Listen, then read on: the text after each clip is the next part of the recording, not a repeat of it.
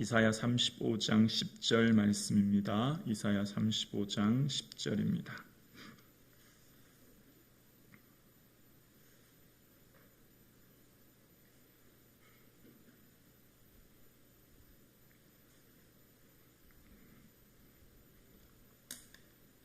한 절 말씀 함께 합독하겠습니다.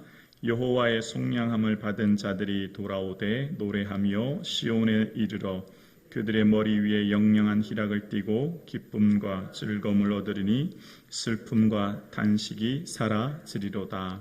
아멘. 이사야서 34장과 35장은 짝을 이루어 있는데 34장은 이제 심판, 그리고 35장은 구원으로 구성되어 있습니다. 34장은 심판으로 인하여 이루어질 황폐함을 이야기하고 35장은 구원으로 인하여 옷 주실 아름다움을 이야기하고 있는 것입니다. 심판과 구원은 악인과 의인에게 각각 임하는 것인데요. 마치 학생들이 시험 공부를 잘 준비하면 그 시험 치는 당일, 시험 공부를 잘 준비한 날은 자기의 실력을 드러내는 성실히 준비한 그 실력이 드러나는 날이 되는 것 아니겠습니까? 하나님의 그 심판의 날, 예수 그리스도의 다시 오심의 그 심판의 날을 우리에게 영광이 되는 것이죠. 그래서 34장과 35장을 다시 그 심판과 구원으로, 그러니까 그 관점에서 보면 이렇게 되는 거예요. 34장은 어쩌면 심판으로 올 그 악인에 임할 지옥, 그리고 35장은 의인에게 임할 그 영원한 하나님 나라, 그 천국을 볼 수 있는 것입니다. 그래서 34장 4절에 보면 이렇게 말씀합니다. 하늘의 만상이 사라지고 하늘들이 두루마리같이 말리되 그 만상의 쇠잔함이 포도나무 잎 마름 같고 무화과 나무 잎 마름 같으니라 라고 말씀하고 있습니다. 심판의 때, 그러니까 베드로후서 3장 10절에도 보면 그날에 하늘이 큰 소리로 떠나가고 물질이 뜨거운 불에 풀어지고 땅과 그 중에 있는 모든 일들이 드러나리로다 라고 말씀하신 것처럼 이제 모든 심판의 날 궁극적인 모습을 기록하고 있습니다. 그런 때에 이 땅 모습을 10절에 34장 10절에 기록하기를 낮에나 밤에나 꺼지지 아니하고 그 연기가 끊임없이 떠오를 것이며 세세에 황무하여 그리로 지날 자가 영영이 없겠고 라고 이야기합니다. 낮에나 밤에나 꺼지지 않는다는 말은 그 앞구절 9절에 나와 있는데요. 불이 붙은 역청이 되며 라고 이야기합니다. 그러니까 불이 낮에나 밤에나 꺼지지 않는다는 거예요. 그러니까 영원한 지옥의 모습이 이제 이 본문을 통해서 보여지게 되는 것이죠. 그런 삶, 그러니까 심판의 날 임할 악인의 거할 처소의 모습이 34장이라면 의인에게 맞이될 그 영원한 하나님 나라에 대한 표상을 35장에서 이렇게 이야기합니다. 35장 1절부터 보면 광야와 메마른 땅이 기뻐하며 사막이 백합화같이 피어 즐거워하며 무성하게 피어 기쁜 노래로 즐거워하며 레바논의 영광과 갈멜과 사론의 아름다움을 얻을 것이라. 그것들이 여호와의 영광 곧 우리 하나님의 아름다움을 보리로다. 하나님 나라의 그 영광의 모습은 이 땅의 광야와 메마른 땅 사막은 뭘 말하는 것이겠습니까? 그것은 절대적으로 필요한 것 한 가지가 있는데 바로 물 아니겠습니까?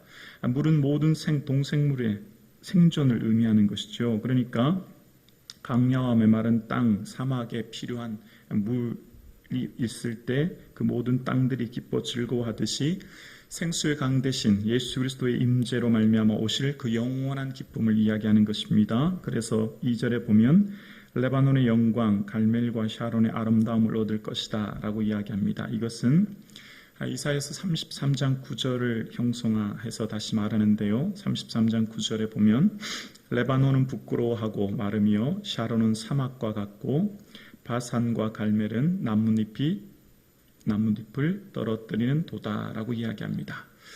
레바논이 부끄럽고 샤론은 사막과 같고 바산과 갈멜은 나뭇잎을 떨어뜨리는 그 황폐한 땅, 그곳이 예수 그리스도의 오심으로 인한 회복, 오늘 본문 2절을 통해서 다시 이야기합니다. 하나님의 나라의 임재 오심으로 말미암아 회복될 그 영원한 하나님 나라의 모습, 창조의 모습이 회복되는 것을 이야기하는 것이죠. 그래서 그때는 무슨 때라고요? 2절 후반절에 보면 그것들이 여호와의 영광 곧 우리 하나님의 아름다움을 보리로다. 우리가 흔히 찬송 부를 때 기억나십니까? 항무지가 장미꽃같이 피는 것을 보게 될 때에 하나님의 아름다움과 그 영광을 보리로다. 오늘 본문의 그 말씀처럼 말입니다. 하나님의 영광은 무엇입니까? 아름다움은 무엇입니까? 예수 그리스도죠. 하나님의 영광이 바로 예수 그리스도 아닙니까? 그날에 우리는 예수 그리스도를 통해 천국에 가게 되고 예수 그리스도와 함께 천국에 머물게 될 것이며 예수 그리스도를 영원토록 즐거워하며 살 것입니다.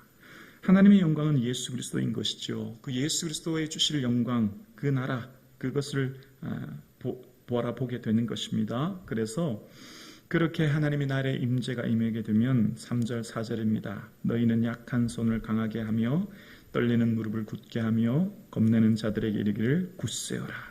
두려워하지 말라. 보라, 너희 하나님이 오사 보복하여 주시며 갚아주실 것이라. 하나님이 오사 너희를 구하시리라. 아멘.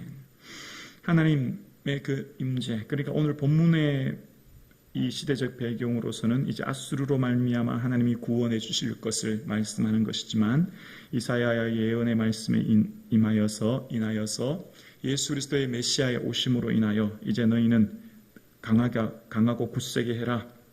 두려워하지 말라라고 말씀하는 겁니다. 그리고 하나님께서는 보복하여 갚아주신다는 거예요. 사단으로 말미암아 죄악으로 인하여 눌리고 억눌리고 고통받고 눌린 이 세상을 주님께서 회복시켜 주시고 갚아 주셔서 새롭게 회복시켜 주실 그날이 올 것을 말합니다. 그 회복의 날, 예수 그리스도의 온전한 임재하심으로 말미암아 오늘 그때는 모든 장애가 극복된다는 것입니다. 그래서 5절과 6절에 보면 그때 맹인의 눈이 밝을 것이며 못 듣는 사람의 귀가 열릴 것이며 그때 저는 자는 사슴같이 뛸 것이며 말 못하는 자의 혀는 노래하리니 이는 광야에서 물이 솟겠고 사막에서 시내가 흐를 것임이니라. 모든 장애가 극복되고 회복되고 하나님이 주실 그 영광과 은혜를 기뻐하며 감사하게 된다라는 것입니다. 오늘 본문의 말씀, 그러니까 시각장애인의 눈이 밝게 되고 못 듣는 사람이 듣게 되는 이런 일들은 메시아의 오심으로 인하여 임재로 말미암아 오게 될 그 하나님 나라를 말하는 것입니다. 그래서 마태복음 11장에도 보면 요한이 옥에 갇혀 있지요. 그때 예수님께 제자들을 보냅니다. 그리고 요한이 예수님께 묻죠. 오실 그 이가 당신이 오리까 우리가 다른 이를 기다리리까? 그렇게 예수님께 물었더니 예수님께서 너는 가서 요한에게 이렇게 알려라 라고 하면서 오늘 이 이사야 35장 5절 말씀을 인용해서 말씀하십니다.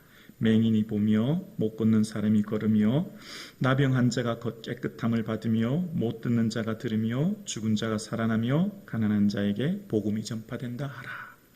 오실 그리가 메시아가 당신입니까? 다른 일을 기다리겠습니까? 그러면 나다 아니다 그렇게 말씀하지 않고 예수님께서는 오늘 본문을 인용하십니다. 그러니까 유대인의 사고 속에서는 다시 오실 장차 오실 예수 그리스도 그 메시아가 오실 때는 이런 일이 일어날 것을 이미 다 알고 있었기 때문에 오늘 본문을 인용한 것이죠. 그러니까 그 하나님 나라의 임재 다시 오실 예수 그리스도로 말미암아 온전한 장애가 회복되는 그 나라를 이야기하고 있는 것입니다.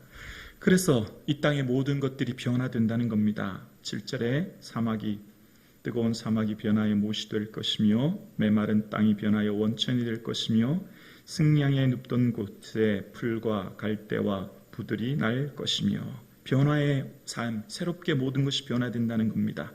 도저히 인간이 생존할 수 없는 죽음의 땅 그곳에 못이 되고 메마른 땅이 원천이 되는 생수의 강 대신 예수 그리스도의 임재로 말미암아 회복될 그 나라를 말씀하고 있습니다.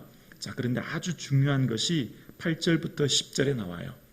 그런데 그 예수 그리스도로부터 오시는 하나님 나라, 다시 말하면 천국은 어떤 자가 가느냐를 말하고 있죠. 8절입니다. 거기에 대로가 있어 그 길을 거룩한 길이라 일컬음바 되리니 깨끗하지 못한 자는 지나가지 못하겠고 라고 이야기합니다. 깨끗하지 못한 자는 지나가지 못한다. 죄 있는 자는 결코 천국에 갈 수 없다. 그래서 깨끗함을 받지 못한 자는 가지 못하고 8절 후반절에 오직 구속함을 입은 자들을 위하여 있게 될 것이다 라고 이야기합니다. 구속함을 입은 자들을 위하여 있게 된다. 예수 그리스도의 십자가 보혈로 구속함 받은 자가 하나님 나라 그 영원한 천국에 이르게 된다는 것이죠.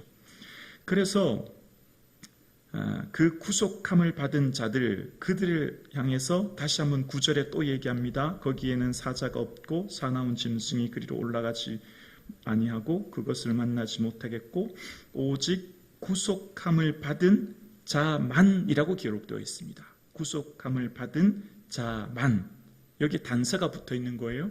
예수 그리스도의 십자가 보혈의 피로 구속함을 받은 자만 갈 수 있다는 거예요. 왜죠? 죄의 싹은 사망입니다. 레위기에 피가 죄를 속합니다. 예레미야 말씀처럼 이 땅의 인생은 어느 누구도 이 땅의 비누로 이 땅의 것들로서 우리의 죄를 깨끗이 씻을 수 없고 예수 그리스도의 이 피로만 구속함을 받게 되죠. 그래서 구속함은 뭐죠? 곧 죄사함입니다. 골로새서 1장 14절에 보면 그 아들 안에서 우리가 속량 곧 죄사함을 얻었도다 라고 이야기합니다. 그러니까 구속함은, 속량은 곧 죄사함을 말하는 거예요. 그러니까 구속함을 받은 자만이라는 말은 죄사함을 받은 자만이라는 것이죠. 죄사함을 받은 자만 천국에 이룰 수 있다라고 이야기하고, 그래서 그 죄사함, 그래서 10절에 다시 한번 이야기합니다. 여호와의 속량함을 받은 자들이라고 이야기합니다. 계속해서 8절에서 오늘 지금까지 반복하는 게 뭐죠? 구속함, 속량함을 이야기합니다. 깨끗한 자, 거룩한 자만 이야기합니다. 강조하고 계속하고 반복하는 것이 그거예요. 그런데 인간의 노력과 힘으로는 결코 죄 사함을 받을 수 없고 예수 십자가 보혈과 그 피로 말미암아 속량을 받을 수 있습니다. 그래서 에베소서 1장 7절에도 그 피로 말미암아 속량 곧 죄 사함을 받느니라 라고 이야기합니다. 그래서 우리에게 정말 큰 은혜와 복은 속량의 은혜, 구속의 은혜, 죄 사함의 은혜인 줄로 믿습니다. 그러니까 우리가 정말 믿음의 눈을 뜨면 뭐가 보이죠? 십자가가 보이는 거예요. 십자가가 왜 귀한 거죠? 죄 사함의 은혜가 있는 것이죠. 그러니까 우리의 구원은 이 죄 사함의 은혜로부터 시작되는 거예요. 그래서 우리가 정말 하나님 안에 믿음 안에 살아가면 우리에게 있는 큰 복이 무슨 복이죠? 구속함의 은혜, 죄 사함의 은혜가 얼마나 큰지를 깨달아지게 되는 거예요. 그러니까 우리에게 있는 복이 건강과 물질과 관계와 삶의 형통의 복 중요하죠. 하나님이 그런 은혜와 복을 여러분 누리실 수 있기를 축복합니다. 근데 정말 믿음의 눈을 뜨면 이 구속함의 은혜, 죄 사함의 은혜가 얼마나 큰구나 라고 하는 것을 깨닫게 되는 거죠. 그래서 예수 보혈의 십자가로 인하여 주시는 그 은혜를 깨닫고 그 십자가로부터 주시는 영광과 그 십자가로부터 주시는 은혜를 찬양하고 기뻐하고 감사하게 된다라는 거예요. 그래서 하나님께서 주시는 이 죄 사함의 은혜를 누린 자들이 어떤 삶을 살게 된다고요? 10절 후반절에 여호와의 속량함을 받은 자들이 돌아오되 노래하며 시온에 이르러 그들의 머리 위에 영영한 희락을 띠고 기쁨과 즐거움을 얻으리니 슬픔과 탄식이 사라지리로다. 아멘. 영원한 기쁨, 영원한 즐거움, 영원한 아름다움, 예수 그리스도를 보게 되는 은혜를 누리게 된다라는 거예요. 자, 오늘 본문은 이 심판과 구원을 예언하는 이사야 선지자의 말씀이죠. 천국과 지옥을 예언하는 말씀이라고 할 수 있죠. 그런데 아주 중요한 핵심은 뭘까요? 속량함입니다. 그 속량함에 대해서 우리는 시편을 통해 다시 한번 살펴볼 수 있는데요. 이 속량함의 은혜가 얼마나 귀한지를 시편 49편 7절에 보면, 시편 49편 7절에 보면 아무도 자기 형제를 구원하지 못하며 그를 위하여 속죄를 하나님께 바치지도 못할 것은 이라고 이야기합니다. 여기 본문을 표준 세번역으로 번역해서 읽으면 이렇습니다. 아무리 갑부라도 하여도 사람은 자기의 생명을 속량하지 못할 법, 하나님께 속전을 지불하고 생명을 속량할 사람은 아무도 없다라고 이야기합니다. 아무리 많은 부요함과 부를 가지고 있어도 생명의 속전을 지불할 만큼 부유한 사람은 없다는 거예요. 왜 그런지 8절의 이유를 말합니다. 8절에 보면 그들의 생명을 속량하는 값이 너무 엄청나서, 그러니까 이 땅에 아무리 많은 갑부라도 그것으로는 속량하는 값이 너무 어떻게 해요? 엄청나서 영원히 마련한, 8절 한번 다시 한번 보여주실래요? 49편 8절. 그들의 생명을 속량하는 값이 너무 엄청나서 영원히 마련하지 못할 것임이니라. 영원히 이 땅에 그것을 마련할 사람은 아무도 없다는 거예요. 그러니까 이 땅에 있는 인생 그 어느 누구도 스스로 속량할 수 없고, 그 이유는 그가 가진 물질이 아무리 많다고 해도 속량하는 값이 너무 엄청나기 때문에, 감히 사람이 속량할 수 있는 능력이 없기 때문에, 영원히 마련하지 못하기 때문이라는 거예요. 그래서 이 땅을 살아가는 사람은 예수 그리스도의 십자가와 보혈로 죄사함을 얻게 되고, 그 죄사함을 얻은 자, 구속함을 받은 자만 하나님 나라에 이르게 된다라는 겁니다. 그래서 다시 한번 믿음의 눈으로 우리의 삶을 살펴볼까요? 여러분, 진정한 복이 뭘까요? 구속함의 은혜인 줄로 믿습니다. 그러면 믿음의 관점으로 나를 다시 한번 살펴보면, 내가 혹 조금 더 누리지 못하고, 내가 조금 더 높은 위치에 있지 못하고, 내가 조금 더 많은 소유함을 가지지 못해도 이 믿음의 관점으로 보면 우리는 이미 어떤 자예요? 복 받은 자예요. 복 중에 복을 받은 자예요.